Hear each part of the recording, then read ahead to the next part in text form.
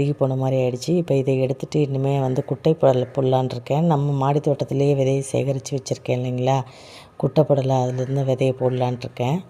அடுத்தது கோவக்காய் நிறையா இருக்குதுங்க, கொத்து கொத்தாக கோவக்காய் இருக்குது, அதுவும் பறிச்சிக்கலாங்க. கிட்டத்தட்ட ஒரு 2 மாதமாக மாடி தோட்டத்தில் பறிக்கிற காய்கறிகளை சமைச்சு முடிக்கிறதுக்குள்ளே அடுத்தடுத்த ஹார்வெஸ்ட் வந்துக்கிட்டே இருக்குங்க. ஃப்ரிட்ஜு ஃபுல்லாக காயை ஸ்டோர் பண்ண வேண்டியதாக இருக்குது. அந்தளவுக்கு காய் வந்து நல்ல ஈல்டு இருக்குது. அடுத்து 2 வெள்ளை கத்திரிக்காய் இருக்குதுங்க, அதுவும் பறிச்சிக்கலாம். பர்பிள் கத்திரிக்காய் வந்து இந்த தடவை ஒன்றும் இல்லை பெருசாக. இப்போ தான் புது பிரான்ச்சஸ் வந்து அதுலேருந்து பூக்கள் வைக்க ஆரம்பிக்குது. அடுத்தது இங்கே வந்து பார்த்திங்கன்னா கொஞ்சம் பச்சை மிளகாய் இருக்குதுங்க, அதுவும் பறித்து எடுத்துக்கலாங்க. பச்சை மிளகாயுமே வந்து ஈல்டு கம்மியான மாதிரி ஆயிடுச்சு.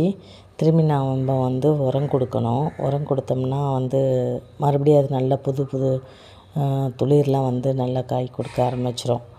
அடுத்தது இங்கே கொஞ்சம் பச்சை வெள்ளை வரி கத்திரிக்காய் இருக்குதுங்க, அதுவும் பறிச்சிக்கலாம். அப்புறம் செம்பருத்தி பூக்கள் நிறையா இருக்குதுங்க.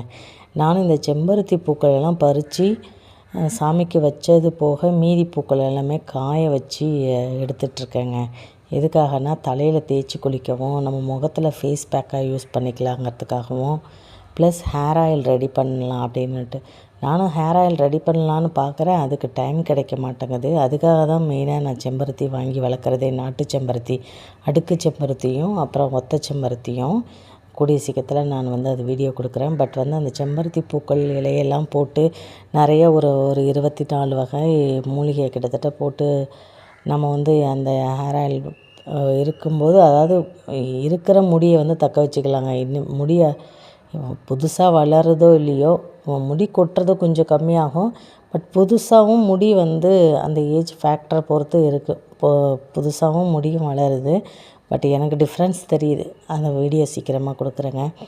அப்புறம் கொஞ்சம் செம்பருத்தி பூக்கள்லாம் இருக்குது, பச்சை மிளகா, அப்புறம் கொஞ்சம் வெள்ளை வரி கத்திரிக்காய், இன்னும் கொஞ்சம் பச்சை வெள்ளை வரி கத்திரிக்காய்ன்னு இருக்குது. அது எல்லாமே பறித்து எடுத்துக்கலாம். இந்த 3 பிஞ்சு சொன்னேன் இல்லைங்களா, பாம்பு புடலை பாருங்கள், அது சுருண்டுக்கிட்டு ட்ரை பண்ணுறது. இதுதாங்க இன்றைக்கி நம்ம மாடி தோட்டத்தில் பறித்த காய்கறிகள். தக்காளியே பார்த்திங்கன்னா ஒரு 2 கிலோவுக்கு மேலே இருக்கும். அதுக்கப்புறம் கொஞ்சம் கோவக்காய், அப்புறம் பர்பிள் வெள்ளை வரி கத்திரிக்காய், 2 வெள்ளை கத்திரிக்காய், 2 பச்சை வெள்ளை வரி கத்திரிக்காய், கொஞ்சம் பாகற்காய், கொஞ்சம் பூக்கள், அதுக்கப்புறம் கொஞ்சம் பச்சை பட்டை அவரை, பர்பிள் அவரை, கோழி அவரை. இதுதாங்க இன்றைக்கி நம்ம மாடி தோட்டத்தில் பறித்த காய்கறிகள். இந்த வீடியோ பிடிச்சிருந்துன்னா லைக் பண்ணுங்கள், ஷேர் பண்ணுங்கள், கமெண்ட் பண்ணுங்கள், சப்ஸ்கிரைப் பண்ணி எனக்கு சப்போர்ட் பண்ணுங்கள். முள்ளங்கி வந்து அதோடு சேர்த்து வைக்க மறந்துட்டேன்.